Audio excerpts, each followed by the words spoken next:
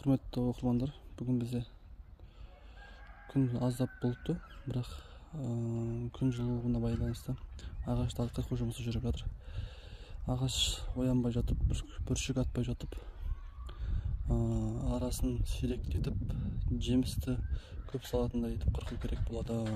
Бізде алма ағашы шамамен 6 жылдық ағаш қой бұл бізде бойында. Бүгін бізде мынау дұрыс өспегенін көріп тұрмыз. Мұлай жерде қарасаңыздар, сіздер мына жерде түбінен өскенді көресіз. Ағаш айыр сияқты болып өскен. Бұл бізде дұрыс емес.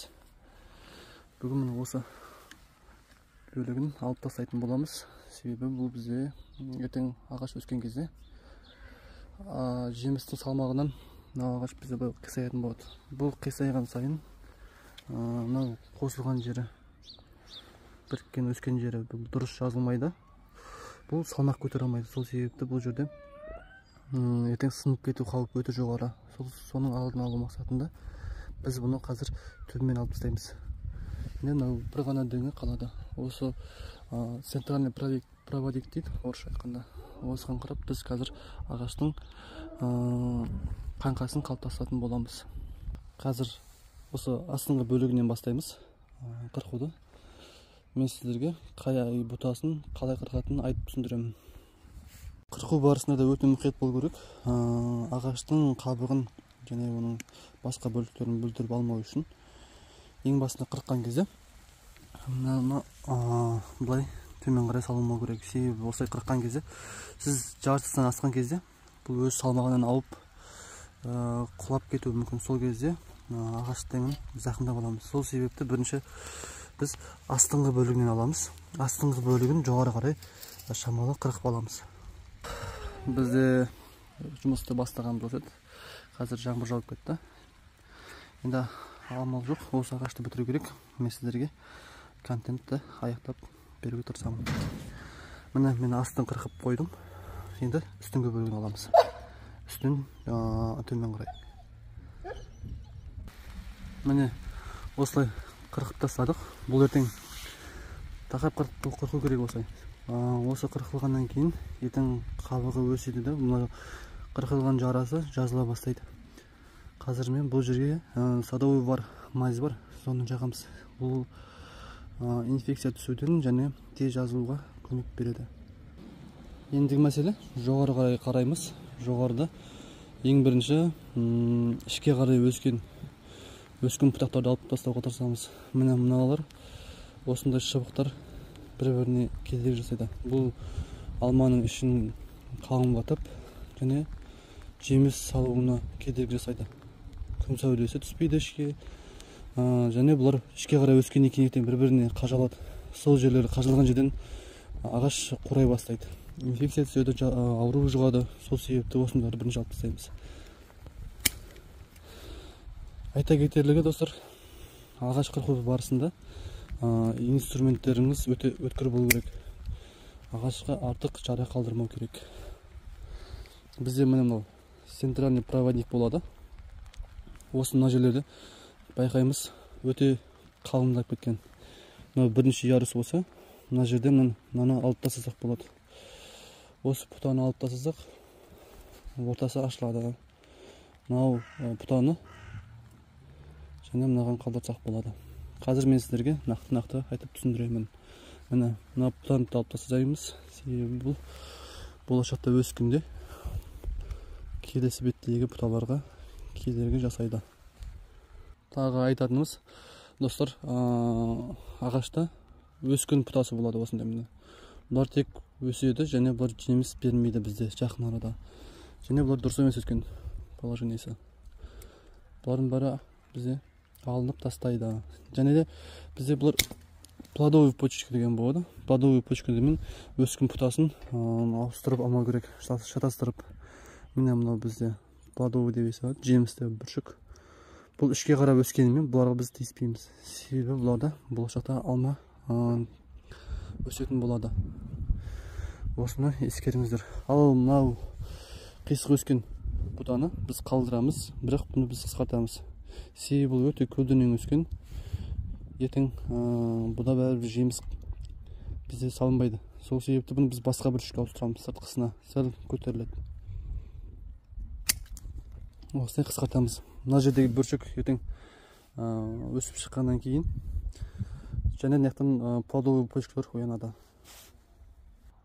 Және мына бұтадан қараңыздар, змеиный язык болмаса рогатка деп айтсақ болады.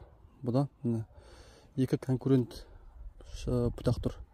Екеуінің қалыңдығы да бірдей. Сол себепті біз ішкі жағынан өскен конкурент бұтаны алып тастаймыз. Себебі бұл екеуі дұрыс емес өсіп тұр, айыр болған. Бізге неғұрлым сыртқа қарай өскен бұтаны қалдыруымыз керек. Так, бұны төмен алып тастау керек. Осылай тағынан қысқартсақ болады. Міне бұл енді осылай бітіп кетеді. Және мына бұта бізде өте ұзын. Сол себепті біз бұны сыртқы бүршікке ауыстырамыз.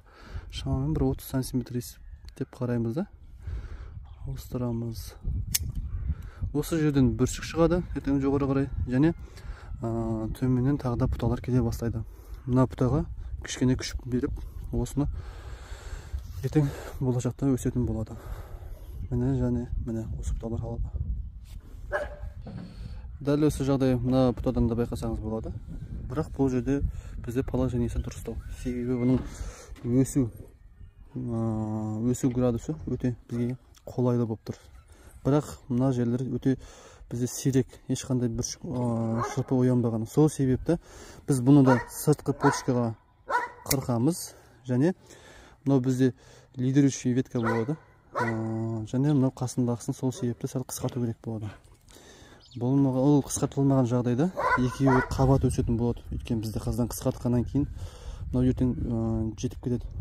Өсу бойынша күштің бәрін өзін алып қойды. Бұны да сыртқы почкаға қырқамыз. Осылай. Міне, достар, көрдіңіздер ме? Ішке қарай өскен және ағашты қалыңдататын бұтаның бәрін алып тастаймыз осылай. Қорықпаңыз және алып тастаңыз.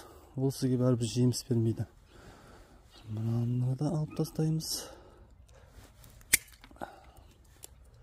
Мыналарды да қырқамыз. Және мынаны да алып тастасақ болады. Бұл себебі былай қарай өседі бізде.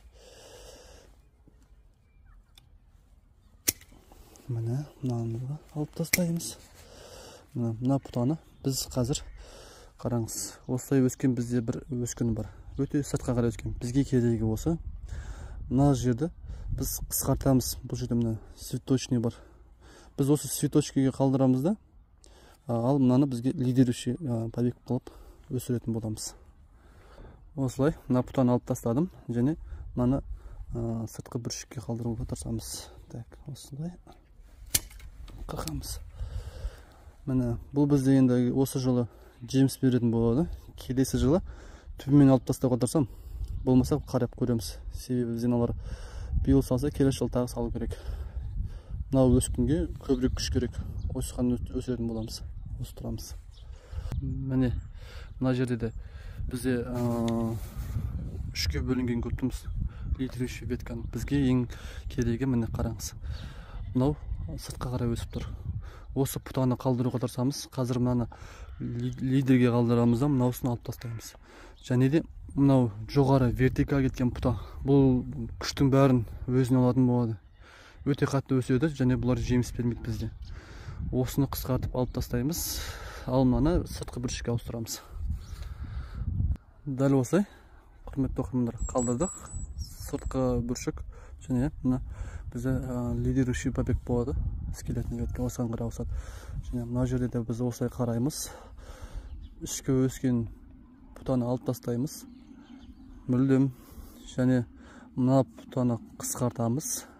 Бұл жерден бізге плодовый почка керек. Сол себепті бұны қысқартамыз. Және мынау осы өскінді бұтасын бізде лидер побег қылып қалдырып, мынаусын тоже қысқартамыз. Айта кететіні, әр қырқан кезде бізде осында лидер қалу керек. Лидер өте басқаларға қарағанда биіктеу тұру керек. Осы почкаға қарап, ертең бізде жоғары қарай өсетін болатын барлық өскен. Енді біз бұл бетте бәрін қырқып біттік. Енді келесі бұтаға қараймыз.